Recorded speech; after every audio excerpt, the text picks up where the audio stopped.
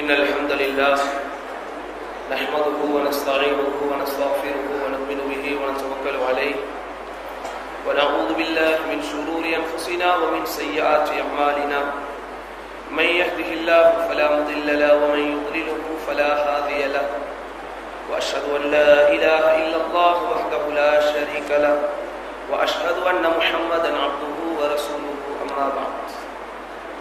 அன்பிற்குரிய சகோதர சகோதரிகளே,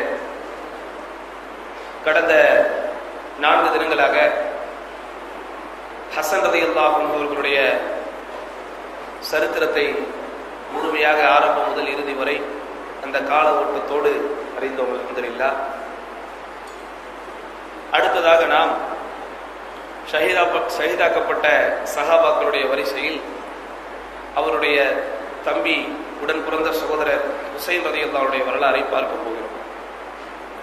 ஆனால் அந்த வரலாற்றை முழுமையாக நாம் புரிய வேண்டுமானால் அதற்கு முன்னுரையாக ஹசன் ரலியல்லாஹு அவர்கள் இறந்ததற்கு பிறகு, அதாவது அவர்கள் இறப்பதற்கு முன்னமேயே இஸ்லாமிய சமுதாயத்தில் சமரசமும் சமாதானமும் நிலவ வேண்டும் என்பதற்காக ஆட்சி பொறுப்பை முஆவியா ரலியல்லாஹு அவர்களிடத்திலே ஒரு சில நிபந்தனைகளின் பேரில் அவர்கள் ஆட்சி பொறுப்பை ஒப்படைத்தார்கள் என்பதை பார்க்கிறோம்.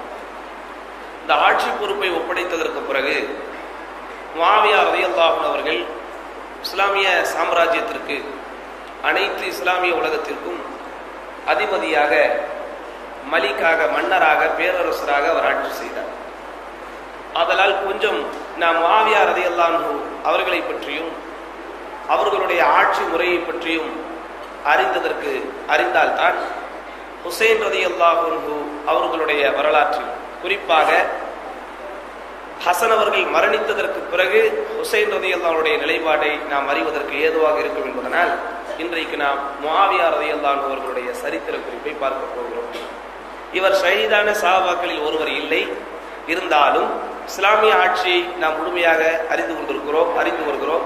ஆதலால் இவருடைய வரலாற்றையும் நாம் கொஞ்சம் அறிந்தால்தான் ஹுசைன் ரலியல்லாஹு அவர்களுடைய வரலாறு நமக்கு முழுமையாக புரியும். இல்லை என்றால் அரசியல் ரீதியாக ஹுசைன் அலி அவர்கள் எடுத்த ஒரு சில முடிவுகள் நமக்கு அவ்வளவு முழுமையான விளக்கத்தை தராது. அன்பார்ந்த சகோதரர்களே, ஹசன் ரலியல்லாஹு அவர்கள் ஆட்சி பொறுப்பை முஆவியா ரலியல்லாஹு அவர்களிடத்திலே அளித்ததற்கு பிறகு இரண்டாவது கருத்திற்கு இடமில்லாமல் முஆவியா ரலியல்லாஹு அன்ஹு ஒரு மாபெரும் இஸ்லாமிய மன்னராக செயல்பட்டார். அவரையும் இஸ்லாமிய உலகு அமீருல் முஃமினீன் என்றுதான் அழைத்தது. அவர் 4 கலீஃபாக்களில் அல்லது குலஃபாஉர் ராஷிதீன்களில் ஒருவராக இல்லாவிட்டாலும் கூட இஸ்லாமியர்களுக்கு ஆட்சி செய்த தலைவர், நபிகள் நாயகம் ஸல்லல்லாஹு அலைஹி வஸல்லம் வழிமுறையை பேணி பின்பற்றி வாழ்ந்த ஒரு தலைவர் என்பதையும் நாம் புரிந்து கொள்ள வேண்டும். காரணம், இந்த ஷியாக்களால் குத்தி குதறப்பட்ட தோழர்களில் முதலில் யார் இருப்பார் என்றால் இந்த முஆவியா ரலியல்லாஹு அவர்கள் தான் இருப்பார். அந்த அளவிற்கு வரலாறு புத்தகங்கள் நெடுகிலும் மிகவும் மோசமான முறையில் விமர்சிக்கப்பட்ட, சித்தரிக்கப்பட்ட ஒரு நபித்தோழர் முஆவியா. கனி உள்ள மரம்தான் கல்லறிபடும் என்பதைப் போல அபூ சுஃபியானின் வாரிசாக பிறந்திருந்தாலும் கூட அந்த குடும்பம் ஆரம்பத்தில் இஸ்லாத்திற்கு மிகப்பெரிய விரோதியாக செயல்பட்டிருந்தாலும் கூட, குறிப்பாக நபிகள் நாயகம் ஸல்லல்லாஹு அலைஹி வஸல்லம் அவர்களுக்கு மிக பயங்கரமான எதிரிகளாக அவர்கள் இருந்தாலும் கூட இஸ்லாத்தை ஏற்றதற்கு பிறகு அந்த குடும்பம் இஸ்லாத்திற்காக செய்த சில தியாகங்களையும், முஆவியா ரலியல்லாஹு அவர்கள் எப்படிப்பட்ட அடிப்படையில் சிறப்பான முறையில் ஆட்சி செய்து இஸ்லாமிய உலகை மேம்படுத்தினார் என்பதையும் கொஞ்சம் நாம் தெரிந்து கொள்ள வேண்டும். ஏனென்றால் முதல் நாள் உரையில் உங்களுக்கு நான் பல முக்கியமான விஷயங்களை சொன்னேன். இஸ்லாமிய உலகம் இப்போது எந்த இடத்தில் இருக்கிறது என்று. இதற்கெல்லாம் வித்து போட்டவர்களில் இந்த முஆவியா ரலியல்லாஹு அவர்களும் ஒருவர் என்பதை மனதில் வைத்து இந்த குறிப்புகளை நீங்கள் கேட்க வேண்டும். முஆவியா ரலியல்லாஹு அன்ஹு ஃபத்ஹு மக்காவின் போது இஸ்லாத்தை ஏற்ற முஸ்லிம்களில் அவரும் ஒருவர். ஆனால் இஸ்லாத்திற்கு எதிராக செயல்பட்டுக் கொண்டிருந்த அவருடைய குடும்பம் ஹுதைபியா உடன்படிக்கைக்கு பிறகு முற்றிலுமாக அவர்கள் இஸ்லாமிய சார்பு நிலை எடுத்தார்கள். தம்முடைய மனதில் ஹுதைபியா உடன்படிக்கையின் போதே, ஃபத்ஹு மக்கா நடைபெறுவதற்கு கிட்டத்தட்ட 1 ஆண்டிற்கு முன்பே இஸ்லாம் முஆவியா ரலியல்லாஹு அன்ஹு மற்றும் அவர்களுடைய குடும்ப உறுப்பினர்களுடைய உள்ளத்தில் நுழைந்து விட்டாலும் கூட பகிரங்கமாக அவர்கள் இஸ்லாத்தை மக்களுக்கு மத்தியிலே எடுத்து எம்பியது, நபிகள் நாயகம் ஸல்லல்லாஹு அலைஹி வஸல்லம் பைஅத் செய்து கொடுத்தது மக்கா வெற்றி கொள்ளப்பட்ட ஹிஜ்ரி 8ஆம் ஆண்டில் தான். அவர் மட்டும் தனியாக இஸ்லாத்தை ஏற்கவில்லை.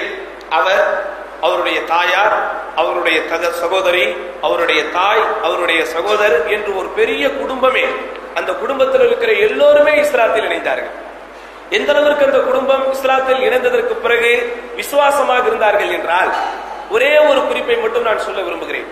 அவருடைய சகோதரர் யஸீத் இப்னு அபூ சுஃபியான், அவருடைய, அதாவது முஆவியா அவருடைய சகோதரர் யஸீத் இப்னு அபீ சுஃபியான், அந்த யஸீத்ங்கிற பேரை தான் முஆவியா தன்னுடைய மகனுக்கும் சுட்டினார்.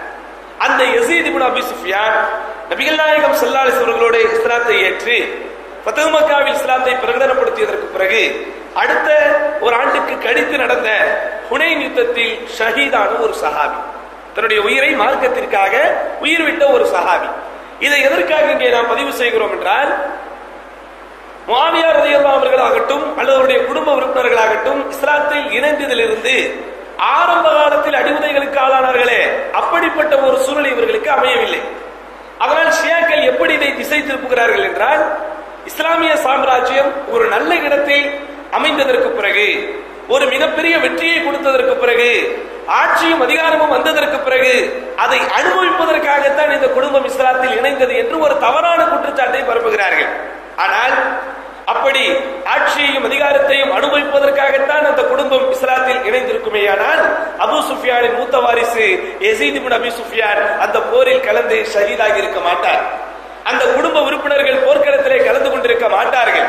மாறாக அந்த, அதாவது ஃபத்ஹு மக்காவிற்கு பிறகு நடைபெற்ற ஹுனைன் யுத்தம், தாயிஃப் யுத்தம், அந்த எல்லா யுத்தங்களிலும் அபூ சுஃபியான் உட்பட முஆவியா ரலியல்லாஹு அவர்கள் உட்பட எல்லோருமே கலந்து கொண்டு தங்களுடைய வீர சாகசங்களை தெரிவித்தார்கள் என்பதை இங்கே நாம் தெரிந்து கொள்ள வேண்டும். அடுத்து, அபூ சுஃபியான் உண்மையான உள்ளத்தோடு இஸ்லாத்தை நுழைந்தார் என்பதை எப்படி நாம் புரிந்து கொள்கிறோம் என்றால், ஃபத்ஹு மக்காவிற்காக நபிகள் நாயகம் ஸல்லல்லாஹு அலைஹி வஸல்லம் ஒரு வெற்றி களிப்போடு தன்னுடைய ராணுவ படையோடு மக்கமா நகருக்குள் நுழைந்த போது மக்கத்து மக்கள் எல்லாம் தங்களுடைய உயிர் மீது பயந்தார்கள். இந்த முகமதிற்கும் இந்த முகமதை சார்ந்தவர்களுக்கும் தானே சொல்லனா துயரங்களை கொடுத்தோம், இன்றைக்கு இதே முகமது நம்மிடத்திலே இவ்வளவு பெரிய படையை கொண்டு வருகிறாரே, நம்மை இன்றைக்கு துவம்சம் செய்து விடுவார் என்ற அச்சத்திலே இருக்கும் போது பெருமானார் ஸல்லல்லாஹு அலைஹி வஸல்லம் ஒரு சில செய்திகளை அங்கே சொன்னார்கள். என்ன சொன்னார்கள்? இந்த நாளில் நான் உங்களை பழிக்கு பழி வாங்க விரும்பவில்லை, இந்த நாளில் நான் உங்களுக்கு பொது மன்னிப்பை தருகிறேன். ஆனால் ஒரு நிபந்தனை. என்ன நிபந்தனை? யாரெல்லாம் தங்கள் வீட்டுக்குள் போய்விட்டார்களோ அவர்களுக்கு பாதுகாப்பு, யாரெல்லாம் கையில் இருக்கிற ஆயுதங்களை போட்டுவிட்டு காபாவிற்குள் செல்கிறார்களோ அவர்களுக்கு பாதுகாப்பு, யாரெல்லாம் அபூ சுஃபியானின் வீட்டிற்குள் போகிறார்களோ அவர்களுக்கும் பாதுகாப்பு. அப்ப அபூ சுஃபியானின் மேலே, அபூ சுஃபியான் அவர்கள் மீது பெருமானார் ஸல்லல்லாஹு அலைஹி வஸல்லம் மரியாதை இருக்க போய், அபூ சுஃபியான் மீது நபிகள் நாயகம் ஸல்லல்லாஹு அலைஹி வஸல்லம் ஒரு நம்பகத்தன்மை இருக்க போய் தான் இஸ்லாத்தை ஏற்ற அந்த கணத்திலிருந்தே நபிகள் நாயகம் ஸல்லல்லாஹு அலைஹி வஸல்லம் அபூ சுஃபியானின் குடும்பத்திற்கு மிகப்பெரிய முக்கியத்துவத்தை கொடுத்தார்கள். எந்த அளவுக்கு என்றால், உஹது போரில் பெருமானாரின் பல் உடைப்பதற்கு காரணமானவர் அபூ சுஃபியான். உஹது போரில் ஹம்சா போன்ற பெரிய பெரிய நபித்தோழர்கள் எல்லாம், முஸாப் இப்னு உமைர் போன்றவர்கள் எல்லாம் கொல்லப்பட்டதற்கு காரணம் அபூ சுஃபியான். ஆனால் அவைகளை எல்லாம் கூட மரணித்துவிட்டு இஸ்லாத்தை ஏற்பதற்கு முன்னாடி யார் என்ன பாவங்களை செய்திருந்தாலும் அதை அல்லாஹ்வே மன்னித்து விட்டார் எனும்போது நாம் அதை குறித்து பேசக்கூடாது. இன்னும் அந்த குடும்பத்திற்கு ரசூலுல்லாஹ் கொடுத்த முக்கியத்துவத்தை புரிய வேண்டுமானால், அபூ சுஃபியானுடைய மகள் முஆவியாவின் சகோதரி உம்மு ஹபீபா ரம்லா பின்த் அபீ சுஃபியானை நபிகள் நாயகம் ஸல்லல்லாஹு அலைஹி வஸல்லம் திருமணம் முடித்தார்கள். நபிகள் நாயகம் ஸல்லல்லாஹு அலைஹி வஸல்லம் திருமணம் முடிக்கப்பட்ட நபித்தோழியர்களில், உம்மஹாத்துல் முஃமினீன்களில் அதிகமான ஹதீஸை அறிவித்தவர்களில் இவரும் ஒன்று.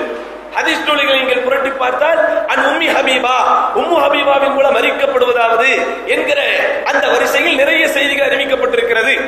இன்னும் சொல்லணும்னா, உம்மு ஹபீபா ரலியல்லாஹு அன்ஹா அவர்களை நபிகள் நாயகம் ஸல்லல்லாஹு அலைஹி வஸல்லம் மணம் முடித்ததனால் உலமாக்கள், அகீதா அஹ்லுஸ் சுன்னah வல் ஜமாஅத்தில் இருக்கிற உலமாக்கள் முஆவியா அவர்களுக்கு கொடுக்கிற பேர் என்ன தெரியுமா? ஹாலுல் முஃமினீன், மூமின்களின் மாமா. உம்மு ஹபீபா நமக்கு அம்மானா, அந்த அம்மாவின் சகோதரி யாரு? நம்முடைய தாய் மாமன், மூமின்களின் தாய் மாமன் முஆவியா. இந்த பேரை அப்துர் ரஹ்மான் இப்னு அபீ பக்கர் ஆயிஷாவின் சகோதரருக்கு உலமாக்கள் தரவில்லை.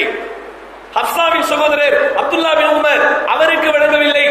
மாறாக நபிகள் நாயகம் ஸல்லல்லாஹு அலைஹி வஸல்லம் மணம் முடித்திருந்த உம்மு ஹபீபாவின் சகோதரராக இருந்த முஆவியா ரலியல்லாஹு அவர்களுக்கு இஸ்லாமிய உலகு, குறிப்பாக உலமாக்கள் வட்டம், வரலாற்று ஆசிரியர்கள், ஆய்வாளர்கள் ஹாலுல் முஃமினீன், இறை நம்பிக்கையாளர்களின் தாய்மாமன் என்கிற பெயரை கொடுக்கிறார்கள்.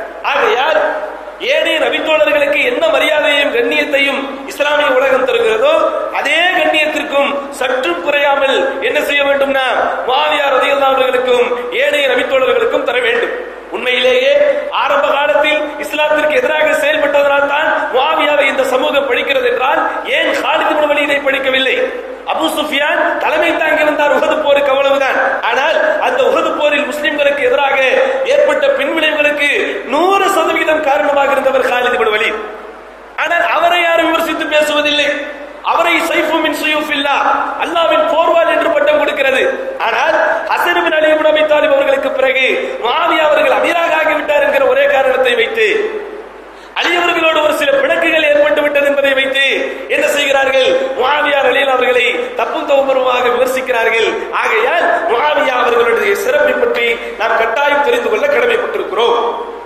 நபிகள் நாயகம் ஸல்லல்லாஹு அலைஹி வஸல்லம் அவர்களுக்கு வஹியை எழுதக்கூடிய அபிஷியல் ரைட்டர்ஸ் பெருமானார் ஸல்லல்லாஹு அலைஹி வஸல்லம் காலத்தில் நபிகள் நாயகம் அவர்களுக்கு அல்லாஹ் சுப்ஹானஹு வ தஆலா ஜிப்ரீல் அலைஹிஸ்ஸலாம் அவர்கள் மூலம் இறக்கி அருளக்கூடிய வஹியை எழுதுவதற்கு பெருமானாரால் நேரடியாக நியமிக்கப்பட்ட 10 காத்திபுல் வஹியில் முஆவியாவும் ஒருவர். முதல் நபர் ஸைத் இப்னு சாபித். அந்த வரிசைகளில் பார்க்கும்போது அலி இப்னு அபீ தாலிபும் காத்திபுல் வஹி, அதே போன்று முஆவியா ரலியல்லாஹு அவர்களும் நபிகள் நாயகம் ஸல்லல்லாஹு அலைஹி வஸல்லம் வரக்கூடிய காத்திபுல் வஹியாக இருந்தார்.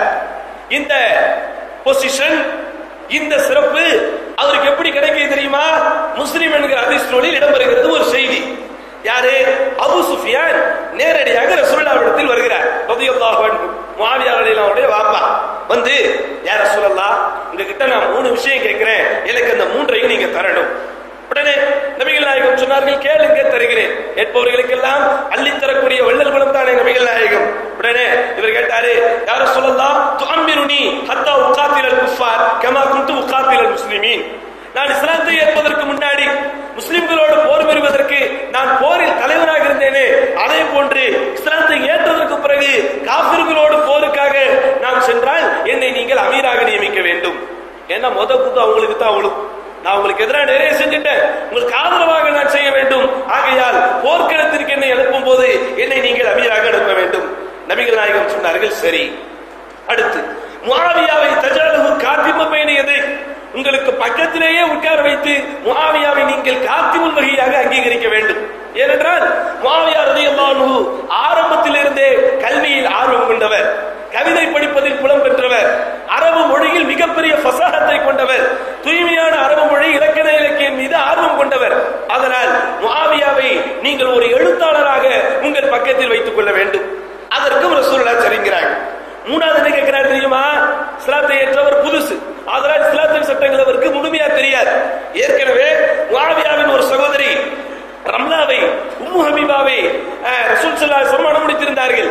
அந்த அங்கீகாரத்தை இன்னும் அவர் பெறுவதற்காக சொல்கிறார், யா ரசூலல்லாஹ், என்னுடைய இன்னொரு மகள் இஸ்ஸா பின்த் அபீ சுஃபியானையும் நீங்கள் மணமுடித்துக் கொள்ள வேண்டும். பாருங்க, நபிகள் நாயகம் ஸல்லல்லாஹு அலைஹி வஸல்களோடு எவ்வளவு பெரிய நெருக்கத்தை அந்த குடும்பம் இவ்வளவு சீக்கிரத்திலேயே பெற்றிருக்குமே. ஆனால் நபிகள் நாயகம் ஸல்லல்லாஹு அலைஹி வஸல்லுடைய நம்பகத்தன்மையை இவ்வளவு சீக்கிரம் அந்த குடும்பம் பெற்றிருக்குமானால் என்ன கேட்கிறாங்க? என்னுடைய இன்னொரு மகளை நீங்க கல்யாணம் பண்ணிக்கணும். உடனே நபிகள் நாயகம் ஸல்லல்லாஹு அலைஹி வஸல்லம் சொல்கிறார்கள், லா இன்ன ذلك لا يحل لي, அது எனக்கு அல்லாஹ் சுப்ஹானஹு வ தஆலா ஹலாலாக்கவில்லை. இரு சகோதரிகளை ஒரு சேர முடிப்பது எனக்கு கூடாது, ஆதலால் நான் அதை முடிக்க மாட்டேன் என்று மறுத்து விடுகிறார்கள். அப்போ முஆவியா ரலியல்லாஹு அன்ஹு அவர்களாகட்டும், அபூ சுஃபியான் அவர்களாகட்டும், அவருடைய இன்னொரு மகன் யஸீத் இப்னு அபீ சுஃபியான் அவர்களாகட்டும், ஹிந்து பின்த் உத்பா அபூ சுஃபியானின் மனைவி அவர்களாகட்டும், அல்லது நபிகள் நாயகம் மணமுடித்திருந்த உம்மு ஹபீபாவாகட்டும், அல்லது அவருடைய இன்னொரு சகோதரி இஸ்ஸா பின்த் அபீ சுஃபியான் ஆகட்டும், எல்லோரும் இஸ்லாத்தை நுழைந்தார்கள். இப்படி ஒரு சிறப்பு பெரும்பாலும் எல்லா குடும்பத்திலும் கிடைக்காது. அப்துர் ரஹ்மான் யாரு? உமர் இப்னு கத்தாபுடைய வரலாறு நீங்க எடுத்துக்கொண்டால் உமரின் சொந்த தாய்மாமன்கள் பல பேர் இஸ்லாத்தை ஏற்கவில்லை. அதற்காக உமரை குறை சொல்லிவிட முடியுமா? அபூபக்கர் வரலாற்றை எடுத்துக்கொண்டால் அபூபக்கரின் ஒரு மனைவி இஸ்லாத்தை ஏற்கவில்லை.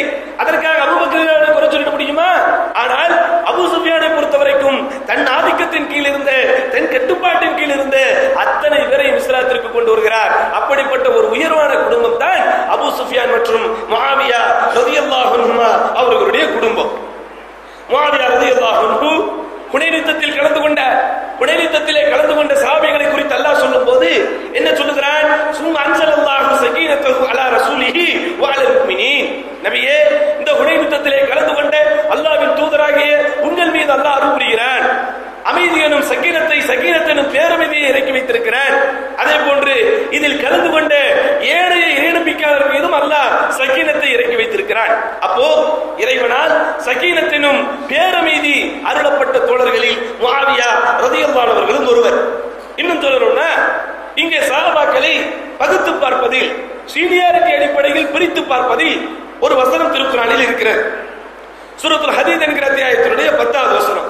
இதுல அல்லாஹ் என்ன சொல்றான்? லா யஸ்தவி மின்கும் மன் அன்ஃபக மின் கப்லி ஃபத்ஹி வகாத்தில்.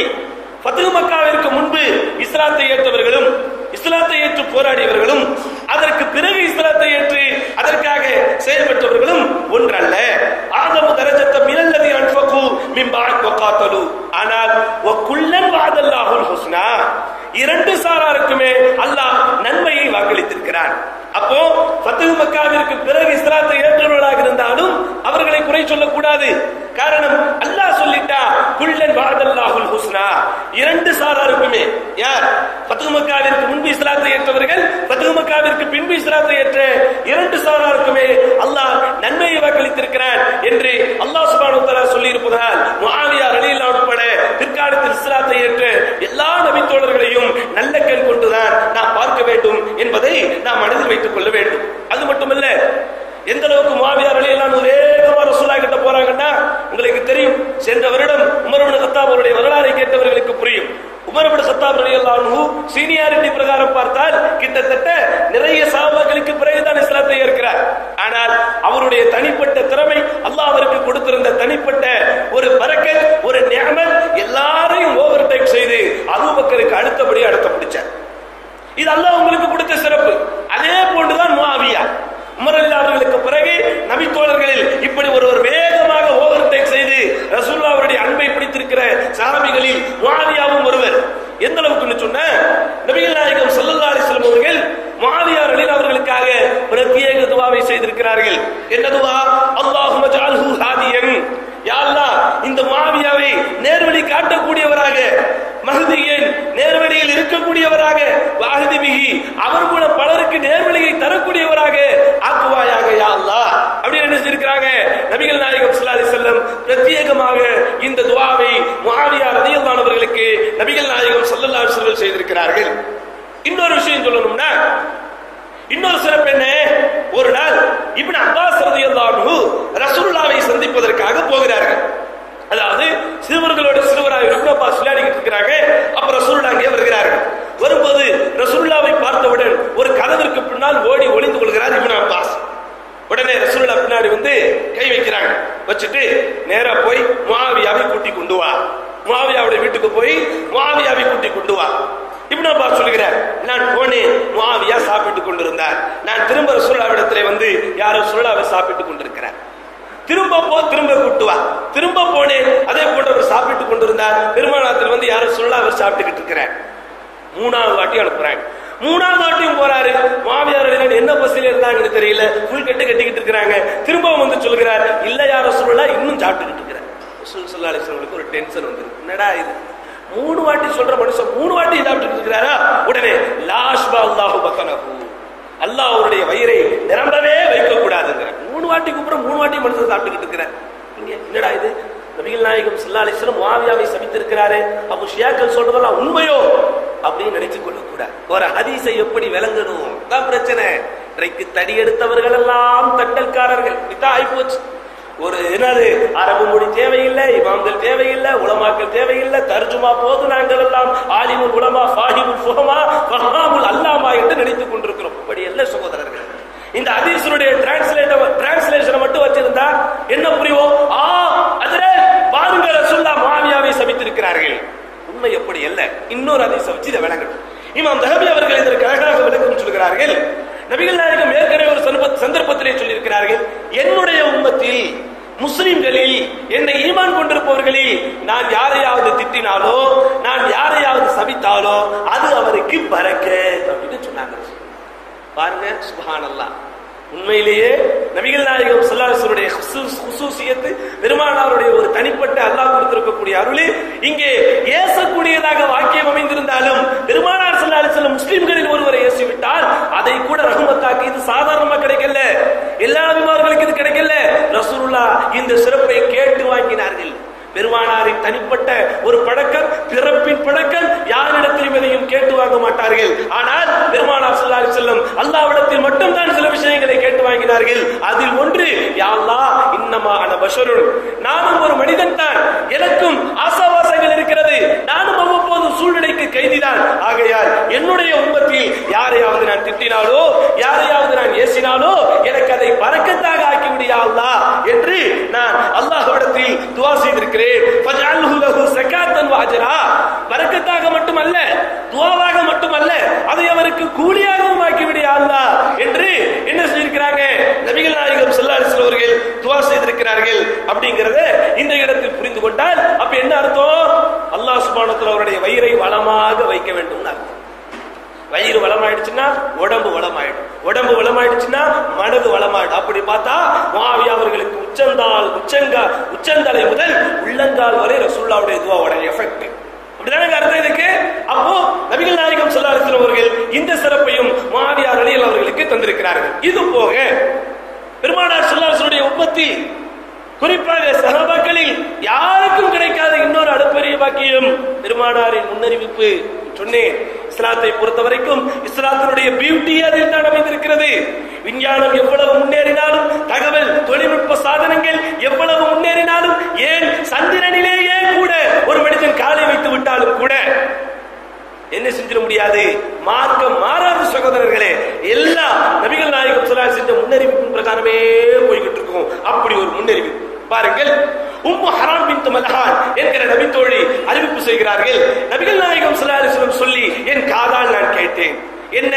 அவ்வளவு ஜெய்ஷின் மின் உம்மத்தி யக்ஸூனல் பஹர கது அவுஜபு. திடீர் ரசூல் ஸல்லல்லாஹு அலைஹி வஸல்லம் உறக்கத்தில் இருக்கிறாங்க, டக்குன்னு எந்திரிச்சு சிரிக்கிறாங்க. சிரிப்பதை பார்த்தவுடன் பக்கத்தவர்கள் கேட்கிறார்கள், யா ரசூலல்லாஹ் ஏதேனும் சந்தோஷமான செய்தியா? யா ரசூலல்லாஹ் திடீரென்று சிரிக்கிறீர்களே, சந்தோஷமான செய்தியா? ஆமாம், என்னுடைய உம்மத்தில் சிலர் எதிர்காலத்தில் கடல் மார்க்கமாக சென்று போரிடுவார்கள். உம்மத்திலே சில பேர் கடல் அன்றைய காலத்தை பொறுத்த வரைக்கும் ஆச்சரியமாக பார்க்கக்கூடிய ஒன்று, அதிசயமாக பார்க்கக்கூடிய ஒன்று, வாணிபத்திற்காகவும் பிரயாணத்திற்காக மட்டும், அதுவும் மிகவும் அரிதாக செய்யக்கூடிய பிரயாணம். ஏனென்றால் பாலைவன பெருவெளியிலேயே அவர்களுடைய வாழ்க்கையில் பெரும்பான்மை கழிந்து விட்ட காரணத்தினால் கடல் வழியில் நாம் அவ்வளவு பரிச்சயம் இல்லாத ஒரு சூழ்நிலை அது. அப்ப சொன்னாங்க ரசூலுல்லாஹ், என்னுடைய உம்மத்துல ஒரு கூட்டம் முதல் முறையாக கடலில் சென்று போர் புரியும். அப்படியா யா ரசூலுல்லாஹ் சொல்லிட்டு சொல்றாங்க, கது அவுஜபு. அப்படி அதற்கு தலைமை தாங்கி சொல்லக்கூடியவர் அவுஜபு, சொர்க்கத்தை வாஜிபாக்கி கொண்டார், சொர்க்கத்தை கடமையாக்கி கொண்டார். நபிகள் நாயகம் ஸல்லல்லாஹு சொல்றாங்க. உடனே பக்கத்தில் இருக்கிற அவர்கள் கேட்கிறார்கள், ஹராம் யா ரசூலல்லாஹ் அன ஃபீஹிம், நானும் அந்த குழுவில் ஒரு ஒருத்தியாக இருப்பேனா? ரசூலுல்லாஹ் சொன்னார்கள், ஆமாம், நீயும் அந்த குழுவில் ஒருத்தியாக இருப்பாய் என்று சொல்லிட்டு திரும்ப சொன்னாங்க ரசூலுல்லாஹ், அவ்வளவு ஜெய்ஷின் உம்மத்தி யக்ஸூன மதீனத கைஸர் மக்ஃபூர் லஹும். கைசர் மன்னரை எதிர்த்து முதல் போரிடுகின்ற அந்த படைக்கும் அல்லாஹ் பாவ மன்னிப்பை தருவானாக என்று கேட்கிறார்கள். உடனே இவர்கள் கேட்கிறார்கள், யா ரசூலல்லாஹ் அதிலும் நான் ஒருத்தியாக இருப்பேனா? பெண்ணு பாருங்க, பெண்மணி. சரி, கடல் வழியில் பிரயாணம் போகும்போது ஆண்களோடு பெண்கள் போறது சகஜம். இரண்டாவது என்ன சொன்னாங்க? நபிகள் நாயகம் கைசர் மன்னரோடு போரிடுகிற முதல் கூட்டத்திற்கும் பாவ மன்னிப்பு வாஜிபாகி விட்டது. உடனே கேட்கிறாங்க, யா ரசூலல்லாஹ் அதிலும் நான் ஒருத்தியாக இருப்பேனா? இல்லை. அப்படின்னா என்ன அர்த்தம்? இதற்கு, இந்த ஹதீஸிற்கு பிற்காலத்தில் நடந்த வரலாற்று சான்றுகள் எடுத்து பார்க்கும் போது முதல் போராட்டத்திலே முதல் கடல் வழி மார்க்கமாக போரிடுவதற்கு செல்வது முஆவியா ரலியல்லாஹு அவர்கள் தலைமையில் சென்ற ஒரு கூட்டம். அந்த கூட்டத்தில் இதே உம்மு ஹராமும் செல்கிறார்கள். ஆனால் பாருங்கள், அல்லாஹ்வுடைய நாட்டம், செல்லக்கூடிய உம்மு ஹராம் அந்த கப்பலை அங்கே பார்க் செய்துவிட்டு, அதாவது நங்கூரமிட்டு விட்டு இறங்கக்கூடிய சந்தர்ப்பத்தில் அவர்களுக்கு ஒரு சின்ன விபத்து மாதிரி ஏற்பட்டு அவர்கள் இறந்து விடுகிறார்கள். அடுத்து போர் நடக்குது கைசர் மன்னருக்கு எதிராக. அதையும் முஆவியா ரலியல்லாஹு தான் தலைமை தாங்கி போரிட்டு வெற்றி வாகை சூடுகிறார். ஆனால் உம்மு ஹராம் ஏற்கனவே அதிலேயே அந்த முதல் பிரயாணத்திலேயே விபத்தில் இறந்து விட்டபடியால் இரண்டாவது குழுவில் அவர்களால் போக முடியவில்லை. அப்ப பாருங்க, ஒருவரின் பிறப்பு, ஒருவரின் இறப்பு, ஒருவரின் வளர்ப்பு, ஒருவரின் வாழ்க்கை, ஒருவரின் வெற்றி வாகை அத்தனையும் நபிகள் நாயகம் ஸல்லல்லாஹு அலைஹி வஸல்லம் முன்னறிவிப்பில் அடங்கிவிட்டது. அப்ப இந்த ஹதீஸின் படி பார்க்கும் போதும் கப்பல் வழியாக முதலில் போர் செய்து முஆவியா சென்றவையால் அவருக்கு சொர்க்கம் வாஜிபாகி விட்டது என்று ரசூலுல்லாஹ் சொன்னாங்க. கைசர் மன்னரோடு போரிட்டவையால் அவருக்கு பாவத்திற்கு மன்னிப்பு கிடைத்தாகிவிட்டது என்று ரசூலுல்லாஹ் சொல்லிவிட்டபடியால் முஆவியா அவர்களும் ஒரு சிறப்பான சஹாபி என்பதை நாம் புரிந்து கொள்ள கடமைப்பட்டிருக்கிறோம். என்ன பிரச்சனை முஆவியா மேல? முஆவியா ரலியல்லாஹு அவர்கள் மேல என்ன பிரச்சனை? ஒரே பிரச்சனை, உஸ்மான் ரலியல்லாஹு அவர்களை கொல்லப்பட்ட கலகக்காரர்களை வழிவிப்பதற்கு நடவடிக்கை எடுங்கள் என்று பிடிவாதம் பிடித்தார் அலியின் ஆட்சி காலத்தில். இந்த கலக்கக்காரர்கள் விஷயத்திலே நீங்கள் ஒரு தீர்ப்பை எடுக்காவிட்டால் உங்களுக்கு நாங்கள் பையத் செய்து தர மாட்டோம் என்று ஷாம் தேசத்து மக்களை தன்னுடைய கட்டுப்பாட்டில் வைத்துக் கொண்டார். இதுதான் பிரச்சனை. இது யாருக்கு மத்தியில் பிரச்சனை? அலி அவர்களுக்கு முஆவியா அவர்களுக்கும் இடையில் பிரச்சனை. முதலில் இந்த பிரச்சனை பூதாகரமாகி இந்த பிரச்சனை ஈரை பேனாகி பேனை பெருச்சாலையாக்கிய அந்த யூதர்களால் போர்க்களமே நடைபெற்றாலும் இந்த இரண்டு சஹாபிகளும் முதல்ல எப்படி எடுத்துக்கிட்டாங்க? புருஷன் முண்டாட்டிக்கு மத்தியில பிரச்சனை. யாரு போவா மத்தியஸ்துக்கு? முதல்ல புருஷனோட வாப்பா அம்மா, முண்டாட்டியோட வாப்பா அம்மா ரெண்டு பேரும் போய் சரி பண்ணல. அடுத்து என்ன செய்வோம்? ஜமாத்தும் சரி வரல. அடுத்து என்ன செய்யணும்? போலீஸ் ஸ்டேஷனுக்கு போறவங்க போவாங்க, வேற எங்கேயாவது போறவங்க போவாங்க. இங்க புருஷன் முண்டாட்டி ரெண்டு பேருமே பேசி சமாதானம் பண்ணிக்கிட்டா பெற்றோர்களுக்கு வேலை இருக்கிறாங்க. பெற்றவங்களாகவே இருக்கட்டும், பெற்றவர்களோ மற்றவர்களோ கணவன் மனைவிக்கு இடையில் பிணக்குகளும் பிரச்சனைகளும் வரும்போது இருவரும் சேர்த்து விட்டால் பெற்றவன் என்றாலும் அவன் மற்றவன் தான். அப்படித்தானே? அதே போன்றுதான் முஆவியா அவர்களுக்கும் அலி அவர்களுக்கும் இடையில் நடந்த இந்த பிணக்கை முதலில் அவர்கள் என்ன சொன்னாங்க? முதல்ல முஆவியா சொன்னதை கேளுங்கள். அவர் என்ன சொல்கிறார்? ஒரு தாபிஈ முஆவியா இடத்தில் உண்டு சென்று ஒரு கேள்வி கேட்கிறார். எப்படி? அந்த துனாசியு அலியன் அமந்த மிஸ்லஹு, அலியிடத்தில் போய் நீங்கள் தர்க்கம் செய்கிறீர்களே, நீங்க அலி மாதிரி ஆயிட முடியுமா? ஏன்? அலி உங்களுக்கு முன்பு இஸ்லாத்தை ஏற்றவர், பெருமானாரோடு எல்லா போர்க்களங்களிலும் கலந்து கொண்டவர், அஹ்ல பைத்தில் ஒருவர், பெருமானாரை தூக்கி வளர்த்த அபூ தாலிபின் வாரிசு, இப்படி ஏகப்பட்ட சிறப்புகளை கொண்டிருந்தவர். அவரோடு போய் தர்க்கம் பண்றீங்களே, சண்டை போடுறீங்களே, உங்களுக்கு அவரை போன்ற நீங்க உங்களுக்கு தகுதி இருக்குதா அப்படின்னு டைரக்டா கேட்கிறார். முஆவியா மட்டும் ஒரு ஜபுரூத் என்று சொன்னால் ஆணவம் பிடித்த திமிர் பிடித்த ஒரு அரசராக இருந்தால் அவர் சபையில் இப்படி ஒருத்தர் கேள்வி கேட்க முடியுமா? கேட்க முடியுமாங்க? நிதானமாக பதில் சொல்லுகிறார். என்ன பதில் சொல்றார்?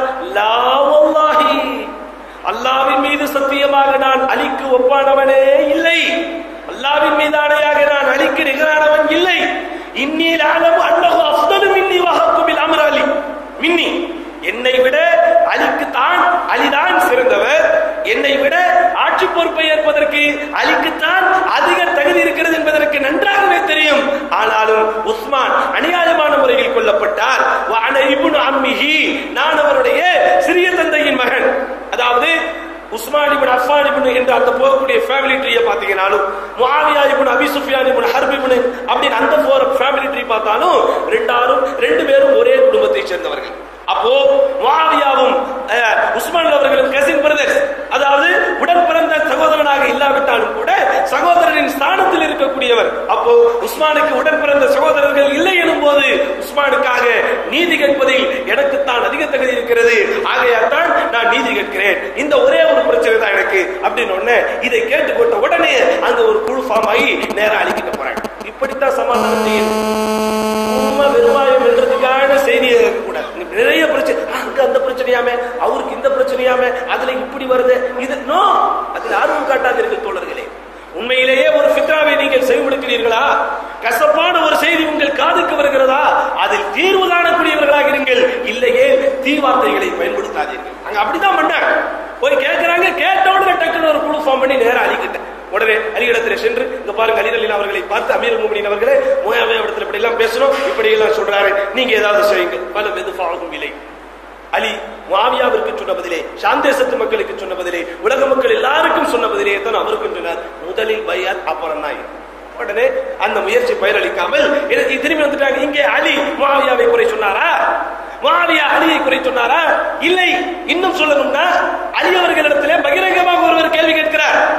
இந்த சுஃபியன் யுத்தம் நடைபெறும் போது நகரவான் என்கிற அந்த பிரதேசத்தில் நடைபெற்ற போரில் ஆயிரக்கணக்கானவர்கள் கொல்லப்பட்ட போது ஒருவர் அலியிடத்திலே சென்று கேட்கிறார், அலியே பகிரங்கமாக சொல்லுங்கள், அமுஷ்ரிகூனஹும், நம்மோடு போரிட்டவர்கள் எல்லாம் முஷ்ரிக்குகளா?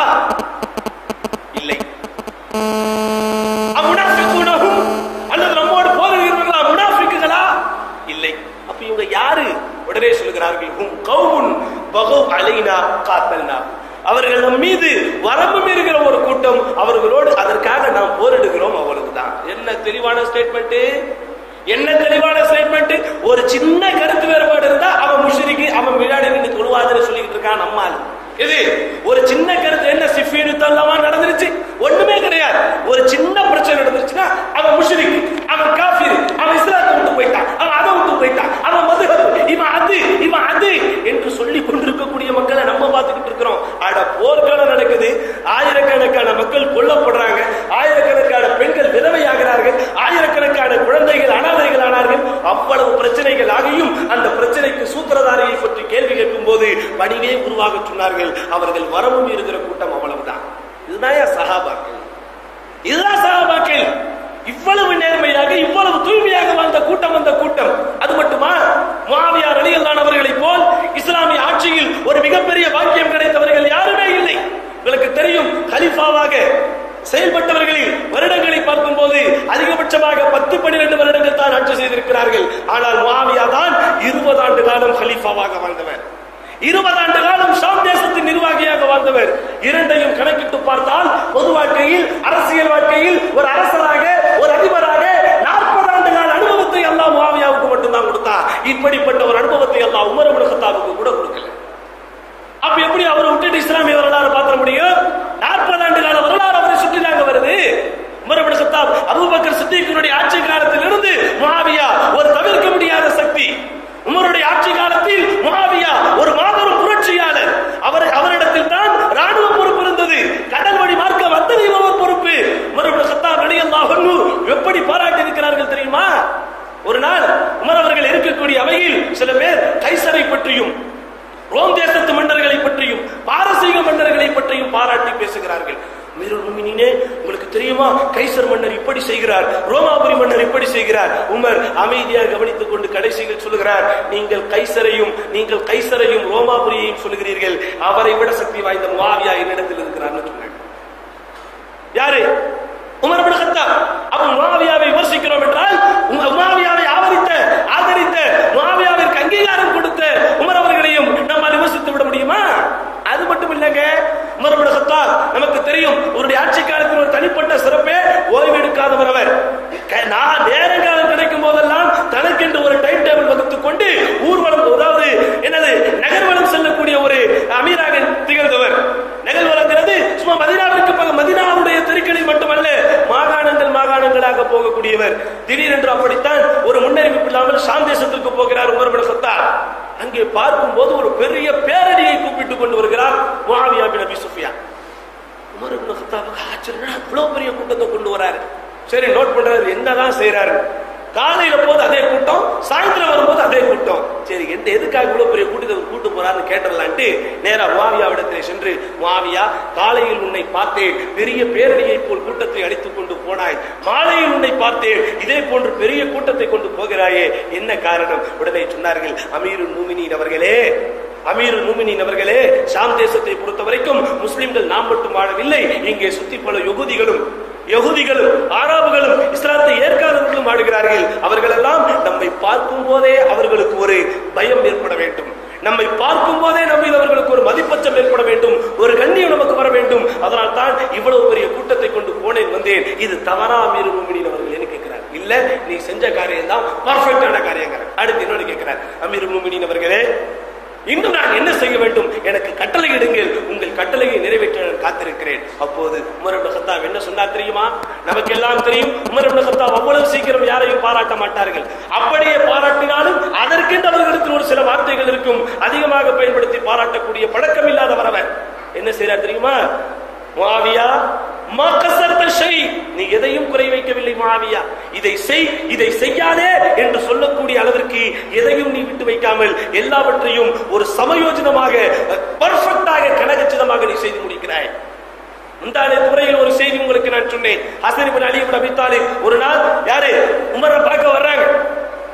பார்க்க வரலான்னு வந்துகிட்டு இருக்கும் போது அதுக்கு முன்னாடி யார் பார்க்க வந்தா? யாரு பெத்த புள்ள வர்றாரு. டக்குனு உமர் என்ன சொன்னாங்க? அபிஷியலா நான் பேசிக்கிட்டு இருக்கிற, கொஞ்சம் வெளியே நில்லுங்கிறார். யாரோட பேசிக்கிட்டு இருந்தாரு? யாரோட? முஆவியா. அப்ப அப்படி இருந்தவர் முஆவியா ரலியல்லாஹு அன்ஹு. பெத்த பிள்ளையை கூட அப்புறமாவான்னு சொல்லி முஆவியாவிடத்தில் உமர் இப்னு கத்தாப் முக்கியத்துவம் கூட கொடுத்து பேசியிருந்தார்கள் என்றால் அவரிடத்தில் ஈமான் இல்லாததனால, அவரிடத்தில் ஈமானை அவர்கள் பார்க்காததனால, அவரிடத்தில் இஸ்லாத்தை அவர் பார்க்காததனால. இத்தனைக்கும் சொல்ல போனால் அபூ சுஃபியானின் தலையை வெட்ட வேண்டும் என்று முதலில் சொன்னவர் உமர் இப்னு கத்தாப். ஆமா, ஆனால் இஸ்லாத்திற்கு வந்ததற்கு பிறகு எல்லாவற்றையும் மறந்துட்டு அட இஸ்லாம் 3 விஷயத்தை ரசூலுல்லாஹ் சொல்லி இருக்கிறாங்க. ஒன்று இஸ்லாம், இன்னொன்று ஏற்றுக்கொள்ளப்பட்ட ஹஜ், அதே போன்று ஹிஜ்ரத். இந்த 3ஐயும் ஒருவர் செய்து விட்டால் அவர் முன்னாடி எவ்வளவு பெரிய பாவத்தை செஞ்சாலும் அல்லாஹ்வே மன்னிச்சிருவாங்க. எல்லாத்தையும் மறந்துட்டு ஒரு சகோதரத்துவத்தோடு ஒரே உள்ளத்தோடு என்ன செய்திருக்கிறார்கள்? உமர் இப்னு கத்தாப் ரலியல்லாஹு அன்ஹு முஆவியா ரலியல்லாஹு அவர்களுக்கு அங்கீகாரம் கொடுத்து பாராட்டி அவருக்கு முக்கியத்துவம் கொடு வைத்திருந்தார்கள். இன்னும் ஏங்க அலியின் படையில் அலி அவர்களுடைய கிலாஃபத்தின் போது அலி அவர்களுக்கு இருந்த மார்க்க ஆலோசகர் யார்? சொன்ன நான் யார் சொல்லுங்க? மார்க்க ஆலோசகர்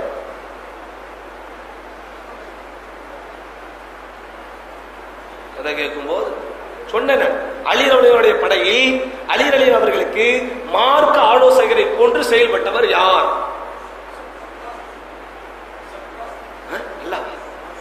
அப்துல்லா பின் அப்பாஸ்.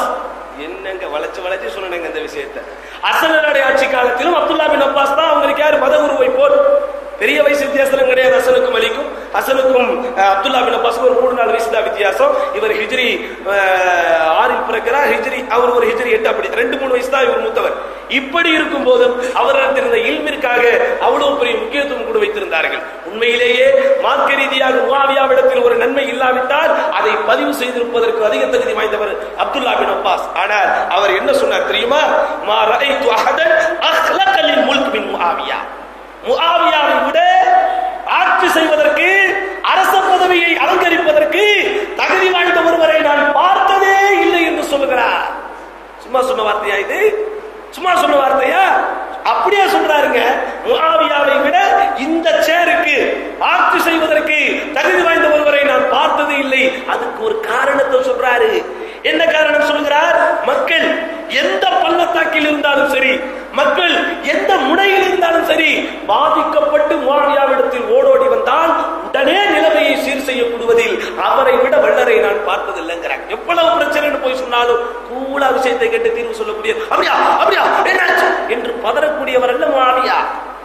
அப்படி ஆட்சி செய்யக்கூடியவரை போய்கிட்டு நாம் விஷயங்கள் தெரியாமல், விவரங்கள் தெரியாமல் இந்த ஷியாக்கள் போன்ற முட்டாள்கள் சொல்வதை நம்பிக்கொண்டு முஆவியாவே எப்படி செஞ்சுக்கிட்டாரான்னு கேட்க கூடாது. அப்படி வாழ்ந்தவர் முஆவியா ரலியல்லாஹு அன்ஹு. அதனால் தான் நான் உங்களுக்கு சொன்னேன், கிட்டத்தட்ட 20 ஆண்டு காலம் ஷாமின் தொடர் ஆளுநராக, 20 ஆண்டு காலம் அனைத்துலக இஸ்லாமிய மக்களுக்கும் கலீஃபாவாக, கிட்டத்தட்ட 40 ஆண்டு கால அரசியலில் உள்ளவர் முஆவியா ரலியல்லாஹு அன்ஹு. அவர் ஒரு முடிவெடுத்தா அதில் சில நியாயங்கள் இருக்கும்.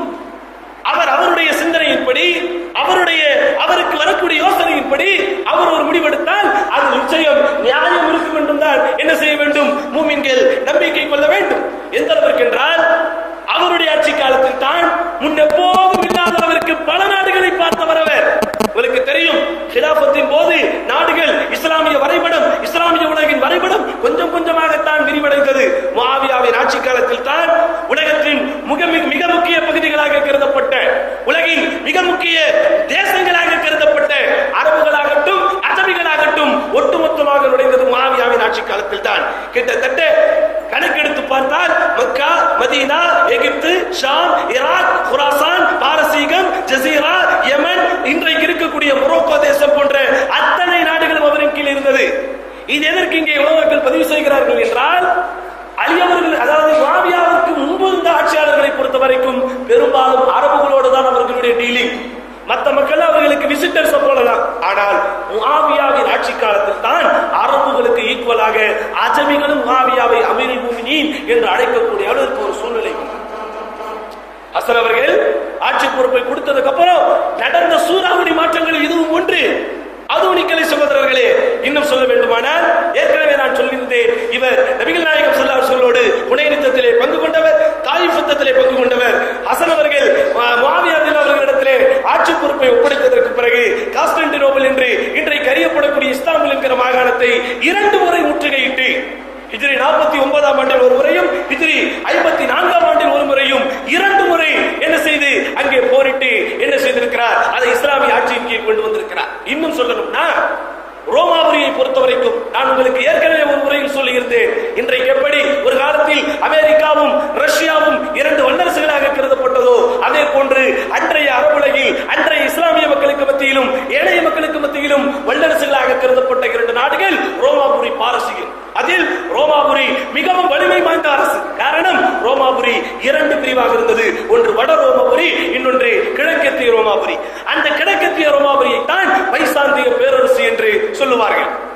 அப்படிப்பட்ட அந்த பேசந்தியா என்று சொல்லப்படக்கூடிய அந்த ஆட்சியை கலைத்து அவர்களுக்கு ஒரு அடையாளமே இல்லாமல் ஆக்கியவர் முஆவியா ரலியல்லாஹு. இதெல்லாம் அவர் குடும்பத்துக்கே செஞ்சுக்கிட்டாரா? இதெல்லாம் இஸ்லாத்திலே அவருக்கு ஒரு விசுவாசம் இல்லாமல் செய்ததா? இன்னும் சொல்லணும்னா, இந்த கான்ஸ்டான்டினோபிள் என்று சொல்லப்படக்கூடிய இன்றைய இஸ்தான்புல் என்று அறியப்படக்கூடிய மாபெரும் மாகாணத்தை வெற்றி கொள்வதற்கு தான் பெற்றவில்லை யசீதை தான் தலைமை தாங்கி அனுப்புகிறார், கொடியை கொடுத்து அனுப்புகிறார். அப்போ இப்படிப்பட்ட எல்லா காரியங்களிலும் அவர் தொட்ட அத்தனை துறைகளிலும் என்ன செய்திருக்கிறார்? மிக சிறப்பான முறையில் தான் அவர் செய்திருக்கிறார். ஆனால் அவரை குறித்து என்னவெல்லாம் சொல்லப்படுகிறது தெரியுமா? முஆவியாவை பிடிக்காத இந்த யாரு, இந்த ஷியாக்கள், அதே போன்று உண்மையான வரலாற்று வரக்குறிப்பு தெரியாத ஒரு சில நம்முடைய கொள்கையில் இருக்கக்கூடியவர்கள் கூட பல மாதிரி அவரை குறித்து சித்தரித்திருக்கிறார்கள். அதில் என்னென்னலாம் ஒரு பேர் அடிபட்டிருக்கு. முஆவியா அவருடைய ஆட்சி காலத்தில் தான் மதுக்கடையை கொண்டு வந்தார். அவர் என்ன நம்ம கவர்மெண்டா டாஸ்மாக கொண்டு வர்றது? இது இவனுங்க யாரு? வருமானம் வருதுன்னா எதை விற்பாங்க? வருமானம் வருகிறது என்று சொன்னால் அரசாங்கம் எதை வேண்டுமானாலும் விற்பதற்கு தயங்காது. அத்தனை வருவாய்த்துறையும் அரசாங்கத்தில் இருக்கும் போது நான் சொன்னேன், எதெல்லாம் கவர்மெண்ட்ல இருக்கணுமோ அதெல்லாம் பிரைவேட்ல இருக்கு. எதெல்லாம் பிரைவேட்ல இருக்குமோ அதெல்லாம் கவர்மெண்ட். படிப்பு யாருங்க இருக்கணும்? படிப்பு, மருத்துவம், ஆரோக்கியம், ராணுவம், பாதுகாப்பு எல்லாம் அரசாங்கத்திடத்தில் இருக்க வேண்டும். போக்குவரத்து அரசாங்கத்திட்ட இருக்கணும். அதெல்லாம் பிரிச்சு கொடுத்திருக்கிறான். இப்போ இங்கிருந்து பிரயாணம் செய்யக்கூடியவர்கள், அரசாங்க பஸ்ஸில் போகக்கூடியவர்கள், திருநெல்வேலி மாதிரி வெளியூருக்கு, திருநெல்வேலி, கோயம்புத்தூர் அரசாங்க பஸ்ல போறவங்க எல்லாம் கை தூக்குங்க. பஸ் பிரயாணத்துல போகணும். பிரைவேட் பஸ்ல போறவங்க எல்லாம் பிரைவேட் பஸ் தான் கை தூக்கணும். ஏன் அப்படிதான் இருக்குது கவர்மெண்ட். அப்ப இவங்கிட்ட கரெக்டா நடக்கிறது டாஸ்மாக். அவன்கிட்ட ஒரு போர்டு இருக்காது, ஒரு விளம்பர பலகை இருக்காது, எல்லாம் டிம் லைட்ல தான் இருக்கும். என்னதான் உள்ள நடக்கும்னு தெரியாது. ஆனா நீங்க ரோட கிராஸ் பண்ணுங்க, தேனீக்கள் கூட்டம் மாதிரி மொச்சி நிற்பாங்க. அப்போ இவர்கள் என்னெல்லாம் குற்றச்சாட்டு? முஆவியாவின் ஆட்சி காலத்தில் டாஸ்மாக் கடைகள் திறக்கப்பட்டுச்சு. எங்கடா இருக்கு ஆதாரம்? எங்க இருக்கிற ஆதாரம்? அதே போன்று முஆவியா அலியையும் அஹ்ல பைத்தையும் சபித்திருக்கிறார். எங்க சபிச்சாரு? கேட்கும்போது என்ன சொன்னாரு? என்னை விட சிறந்தவர்னு சொன்னார். ஆனால் இவர் என்ன சொல்கிறார்கள்? முஆவியா அலியையும் ஏனையவர்களையும் சகித்தார். இன்னொரு செய்தி எழுதப்பட்டிருக்கு, நமக்கு ரொம்ப வேணும். இந்தியாவிற்கு சிலைகள் சப்ளை செய்தார் முஆவியா. எது இந்தியாவில சிலைகள் போட்டா நம்ப மாட்டான். உலகத்துல எங்கடா சிலை வழிபாடு ரொம்ப இருக்குன்னு பார்த்தா நம்ம இடம் தான். இந்தியாவிற்கு சிலையை அதான் வருது. எப்படி? பைஹு முஆவியா அஸ்னாம் லி அஹ்லில் ஹிந்த். இந்தியாவிற்கும் இந்தியர்களுக்கும் சிலைகள் சப்ளை செய்தார் முஆவியா. அதோட நிக்கல. அடுத்து முஹாஜிர்களையும் அன்சாரிகளையும் பத்ரிகளையும் பத்ர் போரில் கலந்து கொண்டவர்களையும் கொன்றவர் முஆவியா. இதுக்கு ஒரு பதில் சொல்லி ஆகணும். எது? இந்த ஸஃபின் யுத்தத்தில் கொல்லப்பட்டவர்களை பொறுத்தவரைக்கும் பத்ர் போரில் கலந்தவர்களில் இங்கும் இருந்தார்கள், அங்கும் இருந்தார்கள். இந்த காரியத்தை நாம் சொல்ல வேண்டுமானால், முஆவியாவின் படையிலே கொல்லப்பட்டவர்கள் முஸ்லிம்கள் இல்லையா? முஆவியாவின் படையிலே கொல்லப்பட்டவர்கள் போர்க்களத்தில் கலந்து கொண்டவர்கள் இல்லையா? அவர்கள் பெருமானாரோடு நேசத்தையும் நட்பையும் கொண்டிருந்தவர்கள் இல்லையா? எல்லாம் பொய்யான குற்றச்சாட்டு. அடுத்து என்னது? முஆவியா பொய் சத்தியம் செய்து பெருமானாரின் வகையை பொய்ப்பித்து ஆட்சியை வாங்கிக் கொண்டார். நஊது பில்லாஹ். அடுத்து முஆவியா 25 பத்ரீன்களை ஸிஃபின் யுத்தத்திலே கொலை செய்து விட்டார். முஆவியா ஹஸன் அவர்களுக்கு விஷம் வைத்துக் கொன்றார். நேத்து பார்த்தோம்ல, அதுல விஷம் வச்சது, அதாவது ஒரு சில புக்ல கைஸ் இப்னு ஸஅத் அல்லது ஹஸனின் மனைவி யஸீதுனுடைய ஒரு தூண்டுதலினால் விஷம் வச்சாங்கன்னு ஒரு சில புத்தகங்களில் பகிரங்கமாக எழுதப்பட்டிருக்கிறது. முஆவியா தான் ஹஸனுக்கு முதலில் விஷம் கொடுத்தார். அது மட்டுமல்ல, முஆவியா ரலியல்லாஹு அன்ஹு காலித் இப்னு வலீதின் மகனாகிய அப்துர் ரஹ்மானை கொலை செய்து விட்டார். ஏயா கொல்றாரு?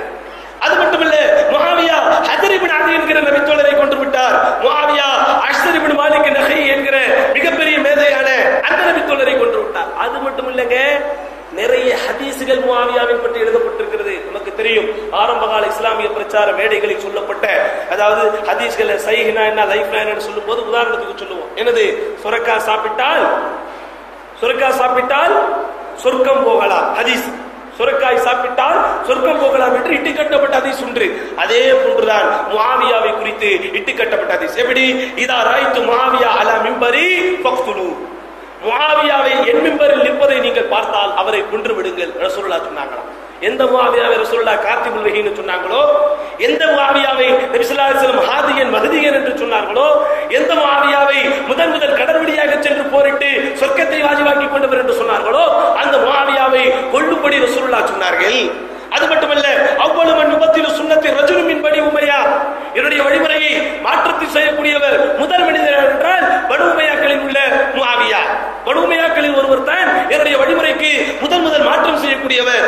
அடுத்து சொன்னார், உமிர்து பிக்தாலின் நாகிஸீன் வல் காசிதீன் வல் மாலிகீன். ரசூலுல்லாஹ் சொன்னார்களாம், இணை வைப்பாளர்கள், இறைவனை அதாவது மார்க்கத்திற்கு வந்த பிறகு முர்த்தத்தானவர்கள், அதே போன்று இஸ்லாமிய ஆட்சிக்கு எதிரானவர்கள், இவர்களை கொல்லும்படி நான் கட்டளையிடப்பட்டிருக்கிறேன். இது நபிகள் நாயகம் சொன்னது முஆவியாவை குறித்து தான் என்றும் ஒரு இட்டு கட்டப்பட்ட பல ஹதீஸ்கள், கிட்டத்தட்ட 50 நபிமொழிகள் ரசூலுல்லாஹ் சொன்னதாக ஹதீஸை நீங்கள் பார்த்தால் கால ரசூலுல்லாஹ், அல்லாஹ்வின் தூதர் சொன்னார்கள் என்றுதான் 50 ஹதீஸ்களுக்கு மேல் நபி ஸல்லல்லாஹு அலைஹி வஸல்லம் முஆவியாவை சபித்து, முஆவியாவை திட்டி முஆவியாவை இழிவுபடுத்தி சொன்னதாக ஹதீஸ்கள் எழுதி வைத்திருக்கிறார்கள். அப்ப இதெல்லாம் பொய்கள் சகோதரர்களே. சிறப்பு என்ன விவகாரம்? அப்ப முஆவியா அவர்களுக்கு சிறப்பு இருக்கிறது என்பதை புரிந்து கொண்டோம். முஆவியா அவர்கள் இஸ்லாமிய அரசாங்கத்திற்கு ஒரு புத்துணர்ச்சி கொடுத்து, ஒரு இஸ்லாமிய அரசாங்கத்தின் வளர்ச்சியில் ஒரு மாபெரும் மைல்கல்லாக விளங்குகிறார்கள் தெரிஞ்சுக்கிட்டோம். என்ன நடந்தது? ஹுசைனுடைய வரலாறு நாம் பார்க்கும்போது முஆவியாவை ஏன் பார்க்கணும் அப்படின்னா, அன்பார்ந்த சகோதரர்களே, முஆவியா ரலியல்லாஹு அன்ஹு ஹசன் அலி அவர்களிடத்தில் இருந்து ஆட்சி பொறுப்பு முஆவியா அவர்களிடத்தில் வந்ததற்கு பிறகு அதனால் வரைக்கும் இஸ்லாமிய அரசாங்கத்திற்கு தலைமை பீடமாக நிகழ்ந்த நாடு மதீனா. ரசூலுல்லாஹ்வுடைய காலத்திலும் சரி, அபூபக்கர் ரலியல்லாஹு காலத்திலும் சரி, அதற்கு பிறகு வந்த கலீஃபாக்களுடைய காலத்திலும் சரி, மதீனா தான் என்னவா இருந்துச்சு? இஸ்லாமிய அரசாங்கத்தின் தலைநகராக இருந்தது. ஆனால் முஆவியா தன்னுடைய அரசாங்க பணியை கவனித்து, இன்னொன்று இஸ்லாமிய வெற்றிகளை பொறுத்த வரைக்கும் ஷாம் தேசத்தை சுற்றியே அதிகம் நடந்தது என்பதனாலும், இன்னொன்று மதீனா மக்காவை சுற்றி பெரும்பாலும் அரபுகள் தான் இருக்கிறார்கள், அதில் மக்காவில் மதீனாவில் உள்ள மூத்த தோழர்கள் பார்த்துக் கொள்வார்கள், ஷாம் தேசத்தை சுற்றித்தான் அனைத்து அந்நிய நாடுகளும் இருக்கிறது, ஆகையால் இனிமேல் தலைமையகமாக ஷாம் தேசம் தான் செயல்படும் என்று ஒரு பிரகடனத்தை பிறப்பித்தார். இது பொறுத்த வரைக்கும் ஷரியத்திற்கு முரண் என்றோ ஷரியத்திற்கு தவறு என்றோ சொல்ல முடியாது. ஏன்னா குர்ஆனிலோ ஹதீஸிலோ நபி ஸல்லல்லாஹு அலைஹி வஸல்லம் அல்லாஹ்வோ மதீனா தான் தலைமையாக செயல்பட வேண்டும் என்று எங்கும் சொல்லப்படவில்லை. ரசூலுல்லாஹ் ஹிஜ்ரத் செய்து மதீனாவிற்கு போனார்கள், அதனால் மதீனா. மற்ற சஹாபாக்கள் எல்லாம் மதீனாவிலே பிறந்து மதீனாவிலேயே வளர்ந்தவர்கள், அதாவது மதீனால பிறக்கல, ரசூலுல்லாஹ் மாதிரியே மதீனாவோடு போய் மதீனாலே இருந்ததனால மதீனாவை தலைமையகம். ஹசன் அவர்கள் கூட மதீனாவில் இருந்தவர். ஆனால் முஆவியா அவரும் மக்கா மதீனா சம்பந்தப்பட்டவர் தான். அவர் என்ன ஷாம் தேசத்திலே பிறந்தவரா? ஷாமில் பெண் கட்டியவரா? இல்லை, அவர் மக்காவில் பிறந்து குறைஷி குலத்திலே வளர்ந்தவர் தான். அவரும் ஹிஜ்ரத் செய்து மதீனாவிற்கு வந்தவர் தான். ஆனால் நபித்தோழர்கள் தான், குறிப்பாக ஹலீஃபாக்கள் தான், உங்களுடைய சேவை எங்களுக்கு ஷாமில் தான் தேவைன்னு அனுப்பி வச்சாங்க. அப்ப ஷாம் தேசத்தில் சுமார் 20 ஆண்டு காலம் கோலச்சு கொண்டிருக்கிற முஆவியா ஷாம் தேசத்தில் இருந்து நம்முடைய ராஜ நடவடிக்கைகளை, அரசு நடவடிக்கைகளை செயல்படுத்தினால்தான் அது இந்த நாட்டிற்கு உகந்தது என்கிற ரீதியில் என்ன செய்கிறார்கள் என்றால், ஷாம் தேசத்திற்கு யார் செய்கிறார்? முஆவியா ரலியல்லாஹு அன்ஹு இஸ்லாமிய உலகின் தலைநகரமாக அங்கே மாற்றுகிறார். இப்போது நாம் ஏற்கனவே சொன்னதை போல் முஆவியா ரலியல்லாஹு அன்ஹு 20 ஆண்டு காலம் வெறும் ஷாம் தேசத்தின் ஆளுநராக, அடுத்த 20 ஆண்டு காலம் ஷாம் தேசம் உட்பட எல்லா இஸ்லாமிய நாடுகளுக்கும் ஒரு அமீராக செயல்பட்டு மிகப்பெரிய வெற்றிகளை இஸ்லாமிய உலகத்திற்கு தேடி தந்து பலவித புதுமைகளை இஸ்லாத்திலே புகுத்துகிறார். அதாவது பிதஅத் என்று நினைத்துக் கொள்ளக்கூடாது, ஆட்சி ரீதியான புதுமைகள். அதாவது முதலில் காவல்துறையை, அதாவது உள்விவகார காவல்துறை, வெளிவிவகார காவல்துறை என்பதை புகுத்துகிறார். அரசர்களுக்கு, மன்னர்களுக்கு இந்த ஹவாரிஜிகளின் மூலம் உயிருக்கு பாதிப்பு ஏற்படுகிறது என்பதனால் எஸ்கார்ட் சிஸ்டத்தை முதல் அவர்தான் அறிமுகப்படுத்துகிறார். அதே போன்று அந்நிய நபர்கள் யாராவது உள்ளே வந்தால் ஒரு சங்கோசை எழுப்பப்பட்டு அரசாங்கத்தை அலாட் செய்யக்கூடிய அபயமணி சிஸ்டத்தை அவர்தான் என்ன செய்கிறார்? உருவாக்குகிறார். இப்படி நிறைய விஷயங்களை செய்கிறார் சகோதரர். சும்மா இல்ல, ஒரு சுப்ஹானல்லாஹ் எழுதி ஒரு சுறுசுறுப்பான கலீஃபா. அவர் இன்றைக்கு செய்து கொடுத்த பல விஷயத்தினுடைய பின்விளைவுகளை தான் இன்றைக்கு இஸ்லாமிய மன்னர்களும் ராஜாக்களும் அனுபவித்துக் கொண்டிருக்கிறார்கள். இவர் என்ன செய்கிறார்? இறுதி காலத்தில் தன்னுடைய மரணத்தை உணர்கிறார். மரணத்தை உணரும் போது அடுத்து என்ன செய்யணும்? கலீஃபா நியமிக்கணும். ஆனால் ஏற்கனவே ஹசன் நாடு போட்டு கொடுத்த மஷூரா என்னது தீர்மானம், நீங்கள் அடுத்த கலீஃபாவாய் நியமிக்க வேண்டுமானால் என்னங்க செய்யணும், மஷூராவின் அடிப்படையில். ஆனா இங்க நீங்க நல்லா கவனிக்கணும், அவர் சொன்னது மஷூரா தான். மதீனத்து மக்கள் மஷூரான்னு சொன்னாங்களா, மக்காவின் மக்கள் மஷூரான்னு சொன்னாங்களா? அப்படி நேரடியாக அவர்கள் சொல்லவில்லை. இருந்தாலும் மஷூரா என்று சொன்னால் மூத்த சஹாபாக்கள் எல்லோரையும் ஆலோசனை செய்வதுதான் மஷூரா என்று புரிந்து கொள்ளலாம். ஆனால் முஆவியா இப்னு அபீ சுஃபியான் என்ன செய்தார் என்றால், தன்னுடைய இறுதிகால நேரத்தில் மரணத்தை அவர் உணர்ந்த போது தனக்கு பிறகு சண்டை சச்சரவுகள் ஏற்பட்டு விடக்கூடாது, குறிப்பாக சமாதானத்தில் 20 ஆண்டு காலம் இஸ்லாமிய உலகம் போய் கொண்டிருக்கிறது, இந்த 20 வருடத்தில் ஒரு சின்ன ஒரு உலகா பட்டாசு கூட வெடிக்காத அளவிற்கு அவ்வளவு நேர்த்தியா போய் கொண்டிருக்கக்கூடிய இந்த இஸ்லாமிய சாம்ராஜ்யம் பிரச்சனை இல்லாமல் தொடர வேண்டுமானால் தான் நம்புகிற தன்னுடைய நம்பிக்கைக்கு பாத்திரமான ஒருவரை கலீஃபாவாக நியமிக்க வேண்டும் என்று தான் நினைத்து என்ன செய்கிறார், தன்னுடைய மகனை வேட்பாளராக நியமிக்கிறார். இதுதான் பிரச்சனை. சாதாரண நியமிக்கல, ஷாம் தேசத்து ஆளுநரிடத்தில், அதாவது ஷாம் தேசத்து முக்கியஸ்தரிடத்தில் ஆலோசனை கேட்கிறார். ஷாம் தேசத்திற்கு பக்கத்தில் இருக்கக்கூடிய ஆலோசனை கேட்கிறார். இவர் சார்பாக மக்காவில் அமீராக நியமிக்கப்பட்ட மர்வான் இப்னு ஹக்கம் அவரிடத்தில் ஆலோசனை கேட்கிறார். இப்படி பலரிடத்தில் ஆலோசனை கேட்கும் போது பலர் அவருக்கு ஒத்துழைக்கிறார்கள். அதே போன்று மூத்த சஹாபாக்களின் வாரிசுகள் அப்துல்லா பின் உமர், அப்துல் ரஹ்மான் இப்னு அபீ பக்கர், ஹுசைன் இப்னு அலி, அதே போன்று அப்துல்லாஹ் இப்னு சுபைர், இவங்க தான் இன்னைக்கு இருந்த பெரிய தலைகள் ரலியல்லாஹு அன்ஹும் அஜ்மஈன். இவர்களிடத்தில் ஆலோசனை கேட்கும் போது முதல்ல எதிர்க்கிறாங்க. அடுத்தவங்க என்ன சொல்றாங்கன்னா, ஒட்டுமொத்த உம்மத்தும் ஒருங்கிணைந்து சொன்னா நாங்க ஓகே, அதாவது இவங்க 4 பேர் தான் அனுமதிக்கணும். அன்றைக்கு இருந்த மூத்தவர்களை பொறுத்த வரைக்கும் அப்துல்லா பின் அப்பாஸ், அப்துல்லா பின் சுபைர், அதே போன்று யாரு ஹுசைன் இப்னு அலி, அதே போன்று இன்னொருத்தர் பேர் என்ன சொன்னேன், அப்துல்லா பின் உமர், அப்துல் ரஹ்மான் இப்னு அபீ பக்கர். இந்த 4-5 பேர் தான் முக்கியஸ்தர்கள். இந்த 4-5 பேர் ஒத்துக்கொண்டால் எந்த பிரச்சனையும் இல்லாமல் யசீத் கலீஃபாவாக இருப்பார். ஆனால் பிரச்சனை, இந்த 5 பேரை முஆவியா ஒன்றாக கூப்பிட்டு பேசாமல் ஒருவர் பின் ஒருவராக பேசும்போது சில பேர், அதாவது யாருமே ஆமோதிக்கவில்லை, எல்லோருமே ஷூராவின் அடிப்படையில் தான் செய்ய வேண்டும் என்று சொல்கிறார்கள். ஆனால் இந்த 5 பேரையும் சேர்த்து வைத்தவர் பேச முடிவதற்கு ஒரு வாய்ப்பு இல்லாத போது இந்த 5 தவிர்த்து ஷாம் தேசத்தை சுற்றியுள்ள பகுதியில் உள்ளவர்கள் எல்லாம் ஆதரவு தருகிறார்கள் என்பதை வைத்து தன்னுடைய மரண நேரத்தில் என்ன செய்கிறார், யசீதை கலீஃபா என்று அறிவித்து விடுகிறார். என்ன காரணத்துக்காக அறிவிக்கிறாரு, யசீத் ஆரம்பத்திலிருந்தே ஷாம் தேசத்திலேயே பிறந்து ஷாமிலேயே வளர்ந்தவர். அன்றைய இஸ்லாமிய ஆட்சியின் தலைநகரம் ஷாம் என்பதனால் ஷாமில் பிறந்த மண்ணின் மைந்தன் தான் ஆட்சி செய்வதற்கு தகுதியானவர் என்று அவர் நினைத்திருக்கலாம். அதே போன்று ஷாம் தேசத்து பெரியவர்களும் ஏனைய நாட்டின் ஆளுநர்களும் ஆலோசனை தந்திருப்பதன் பேரில் அவர் அந்த முடிவை எடுத்திருக்கலாம். அது மட்டுமில்லாமல் சும்மா, அதாவது வாரிசு அரசியல் என்ற ரீதியில் நாம் எடுத்துக் கொள்ளக்கூடாது. கான்ஸ்டான்டினோபிளை வெற்றி கொண்டதில் யசீதுக்கு மிகப்பெரிய பங்கு இருப்பதை ஏற்கனவே நம்ம பார்த்தோம். அதில் தன்னுடைய தலைமைத்துவத்தை மகன் நிரூபித்து விட்டார் என்கிற அடிப்படையில் என்ன செய்திருக்கலாம், அவர் நியமித்திருக்கலாம். அது போக ஹசன் அவர்கள் ஆட்சி பொறுப்பை கொடுத்ததற்கு பிறகு ஹிஜ்ரி 50ஆம் ஆண்டு இறுதி அல்லது ஹிஜ்ரி 51ஆம் ஆண்டு ஆரம்பத்தில் ஹசன் அலிலானு இறந்து விட்டார். இப்ப கேண்டிடேட்ஸா இன்னைக்கு கலீஃபா 2 பேர் தான், ஒன்னு ஹசன் இல்லாட்டா முஆவியா. ஹசன் விட்டுட்டு போயிட்டதுனால முஆவியா தான். இப்ப முஆவியாவுக்கு அப்புறம் ஒருவேளை ஹசன் உயிரோடு இருந்திருந்தால் யார் கலீஃபா, அவர்தான்.